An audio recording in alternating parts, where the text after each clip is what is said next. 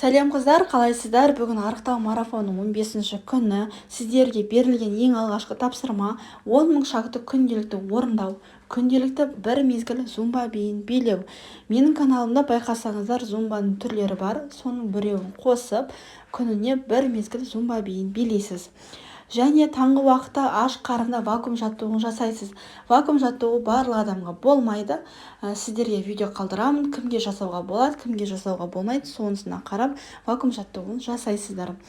Вакуум жаттығуын жасап болған соң бізде 15-20 минут су ішіп аламыз бірінші, одан кейін уақыт болады 15-20 минут. Сол кезде таңғы ас дайындаймыз.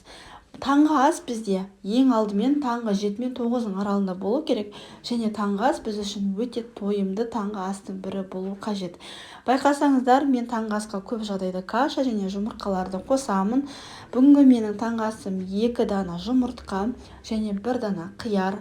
Салат міндетті түрде болу керек, кез келген салатты пайдалануға болады. Және ПП блины. Алда уақытта сіздерге ПП блиныйдың рецептін салатын боламын, ал сіздер қарапайым күнделікті жасап жүрген блиныйларды қоссаңыздар, яғни қоймақтарды қоссаңыздар болады. 2 дана блины және қаймақ және қолдың сары майы немесе президент майды пайдалануға болады. Байқасаңыздар, мен тек қана президент майын аламын, немесе дүкенде сатылады Булаев деген май бар, сары май. Міне соны пайдалануға болады. Кез келген дүкенде сатылады. Егер де қалалық жерде тұратын болсаңыздар, қолдың таза майын таба алмасаңыздар, осы 2 майды алуға болады. Сіздерге Булаев сары майдың суретін қалдырайын. Осы уақытқа дейін сіздерге президент майын көрсеттім. Президент майының 82%-ығы бар, 72%-ығы бар. Екеуіне ала беруге болады. Калориясы екеуінікі кішкене ғана айырмашылық бар. Былайша құрамы екеуі бірдей. Дүкенде сатылатын басқа да сары майлардың құрамында негізі ароматизаторлары, бояғыштары, қоспалары өте көп сондай қоспалар бар. Оларды мен қолдануға кеңес бермеймін. Тек қана осы 2 сары майдың ғана құрамы таза. Біреуі Булаев, біреуі президент май. Міне 2 сары майды пайдалануға болады. Күнделікті дәл осылай тамақтанатын болсаңыздар, қыздар, стресс передание болмайды. Негізі дәл осы таңғы ас, мен ойлаймын, барлықтарыңызға тойымды болады деп. Себебі бұл таңғы асқа мен өте қатты тойып қалдым. Ал енді қыздар, таңғы асты іштік. Таңғы астан кейін 40 минуттан кейін су шай ішуге болады.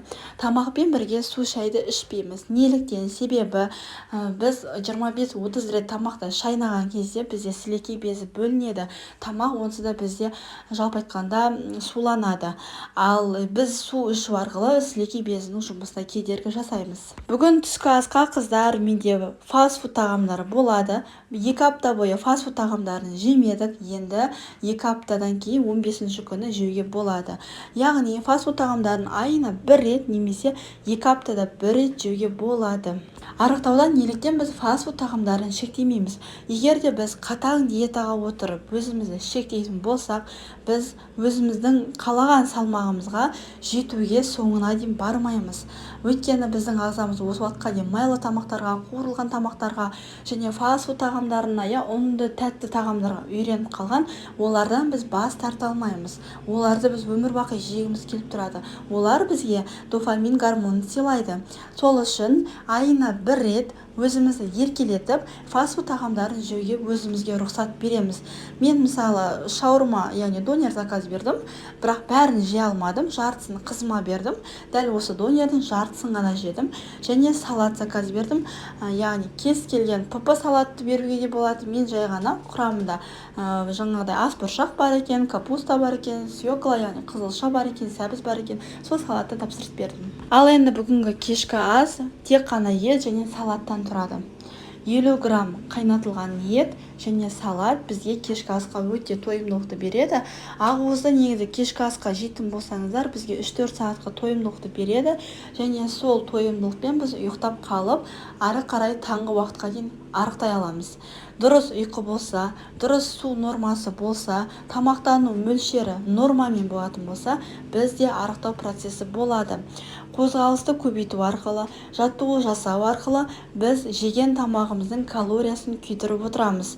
Ал жаттығу жасау арқылы біз объемымызды кішірейте аламыз. Объем кішірейсе, бізде арықтау процесі жақсы жүреді. Арықтауда қыздар салмаққа ғана мән бермеңіздер, объемға да мән беріңіздер. Объем кетіп жатқанын, мысалы 52 размер көйлек киіп жүрсеңіз, мүмкін 48-ге түскен шығарсыз. Міне оның өзі объемға алып келеді. Салмақ тоқтап тұруы мүмкін, бірақ объем кетуі мүмкін. Яғни салмақ пен объем бірге қатар жүрмейді. Сол үшін объемға мән беріңіздер. Салмақ түспей қалды ма?